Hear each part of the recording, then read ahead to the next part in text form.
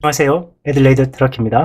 오늘은 좌파나 우파나 모두 되고 싶어 하는 부자가 되는 방법에 대해서 이야기해 보겠습니다. 좌빨들은 부자들을 헐뜯고 공격하지만 정작 자신들은 부자가 되고 싶어 해요. 세상 사람들은 다양하게 분류 가능하죠. 남자, 여자, 우파, 좌빨, 부자, 부자가 아닌 사람들. 대부분의 사람들이 부자가 아닌 사람들에 속하죠. 하지만 사람들은 거지보다는 부자가 되기를 원해요. 제가 이렇게 말하면 사람들이 거지가 되고 싶어 하는지 부자가 되고 싶어 하는지 네가 어떻게 아냐? 라고 물어보시는 분들 꼭 있어요.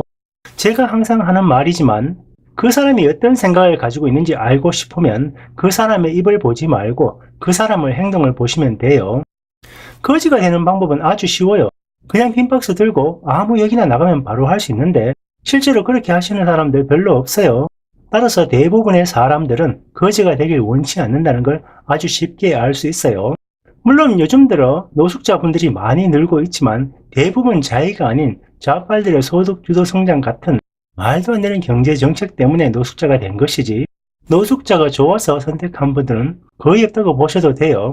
물론 부자가 되고 싶어 하지 않는 특이한 사람들도 있어요. 이러한 사람들을 우리는 자연인이라고 불러요. 자연인들은 의식주 해결이 그들 생활의 전부이죠. 자연인 프로를 몇 번 본 적이 있는데 대부분 자급자족하면서 살지만 그분들도 직접 만들 수 없는 생필품들은 얻어 쓰거나 사서 쓰고 계시죠. 돈이 아주 적게 드는 생활이지만 돈이 전혀 없이 가능한 생활은 아니에요. 아마도 정부에서 주는 기초생활수급비 정도로 최소한의 생필품을 구매하고 나머진 거의 자급자족하면서 사실 거라고 생각해요. 부자가 아닌 분들 중에서 이런 분들을 제외하면 부자가 되고 싶어하는 분들만 남아요. 부자가 되기 위해서는 먼저 부자의 개념부터 정립해야 합니다. 부자의 사전적 정의는 재물이 많아 그 살림이 넉넉한 사람을 뜻한다 라고 되어 있어요. 넉넉하다는 게 상대적 개념이라 이런 개념을 갖다 붙이면 무인도에서 혼자 사는 자연인들도 마음이 넉넉한 부자가 될 수 있어요. 이런 말장난 같은 부자 말고 좀 더 현실적 의미의 부자가 무엇인지 알아볼 필요가 있습니다. 돈이 얼마나 있으면 부자인가라는 2016년도 설문조사에서 사람들은 대부분 10억 이상의 현금 자산이 있으면 부자라고 생각하는 걸로 조사됐어요. 지금은 3년이나 지난 2019년이지만 좌파 경제 정책으로 경제가 개판되어 가고 있는 시점이라서 2016년 자료를 인용하는데 아무 문제가 없어요. 가장 많은 사람들이 재산이나 현금 자산이 10억 이상이면 부자라고 생각해요. 10억이면 달러로 1밀리언이죠.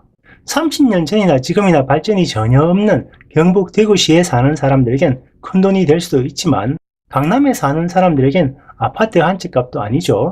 따라서 10억의 가치가 모두 다르기 때문에 10억 있으면 부자다 라고 말할 수는 없어요.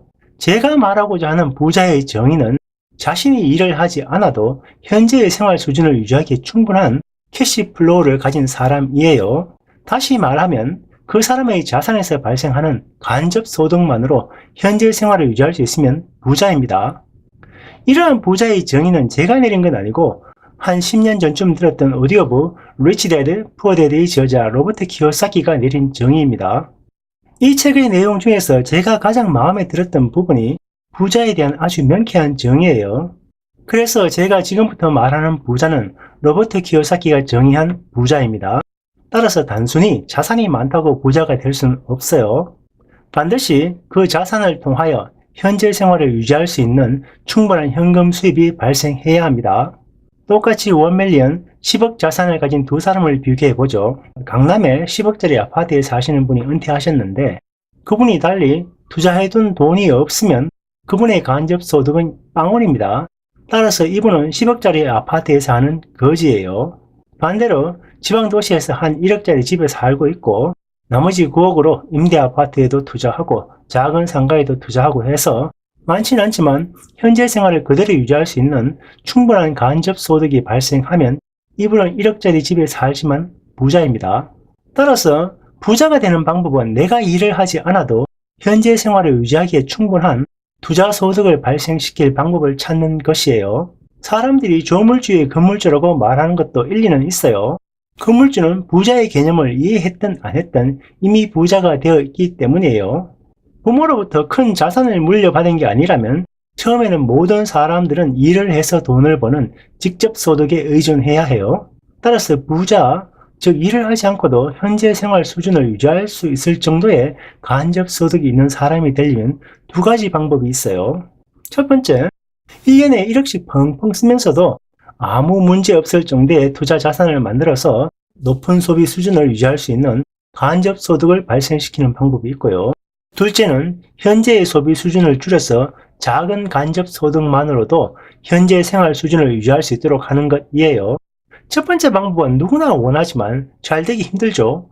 1년에 1억 이상의 투자 소득을 만들려면 집을 제외한 순투자액이 2, 30억은 되어야 하는데 직접 소득 말고 투자 소득이 1억을 넘어야 하므로 그림에서처럼 일을 해서 연소득 8천 정도 버는 은수저도 이 범주에는 못 들고 상위 1% 금수저 등급이 되어야 도달하는 수준이에요. 하지만 두 번째는 누구나 원하는 방식은 아니지만 웬만큼 노력하면 충분히 실현 가능한 방법입니다.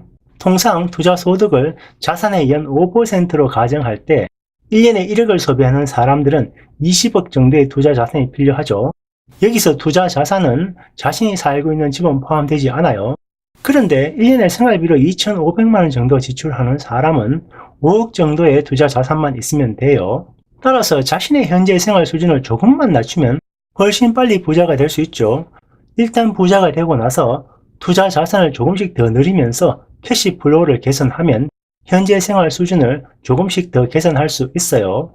지금 막 회사 생활을 시작한 분들에겐 5억 더 큰 돈처럼 느껴질 수 있겠지만 투자 자산 5억은 순수하게 자신의 급여만을 모아서 만드는 건 아니고 투자한 금액이 발생시킨 간접 소득이 다시 재투자되는 형식이기 때문에 돈이 불어나는 속도는 점점 빨라집니다. 한국의 1인당 GDP가 3만 불 정도니까 연봉 한 3천만 원 정도 받는 분을 예로 들어 볼게요. 1년에 3천만 원을 벌고 생활비로 2천만 원을 쓰고 매년 1천만 원씩 투자금을 늘려가는 경우 23년이면 투자소득에서 발생하는 간접소득액이 2천만 원을 넘어서 이때부터는 간접소득만으로도 생활이 가능한 부자가 됩니다. 여기에서 한 가지 전제 조건은 투자소득액이 투자금의 5%가 된다는 가정이에요. 따라서 돈을 그냥 은행에 넣어두는 방식으로는 절대로 부자가 될 수가 없습니다. 23년 이러니까 아주 까마득하게 보이지만 직장생활 시작하면 23년 금방 지나갑니다. 25세 정도에 직장생활을 시작했다고 가정하면 48세 정도에 벌써 부자가 된 거죠. 그런데 이 대표는 23년 동안 급여가 하나도 안 올라서 매년 1천만 원씩만 투자해가는 경우이고 급여가 오를 때마다 투자금을 조금씩 늘려가면 그 기간은 훨씬 단축되겠죠. 간접 소득만으로 생활이 가능해진다는 건 참 멋진 일입니다. 마치 자신의 아바타가 하나 생겨서 하루 24시간 아프지도 않고 잠도 안 자고 자신을 위해서 일해주는 것과 똑같아요. 물론 연봉이 3천만 원뿐 안 되는데 나중에 어떻게 될지 알고 매년 1천만 원씩 투자하시냐는 분들 있을 수 있어요. 이티백 사오정 아시죠? 20대 태반이 100세이고 40에서 50이면 정년이라고. 매년 1천만 원씩 투자해서 48세에 퇴임하신 분은 아무런 문제 없이 현재 생활을 유지할 수 있지만 그렇지 않는 분은 그날로 바로 폐지주로 나가야 해요. 요즘 90세까지 사는 시대이니까 이분께서는 앞으로 50년간 폐지주이시면서 사셔야 합니다. 한마디로 연로조 하다가 골로 가는 케이스죠.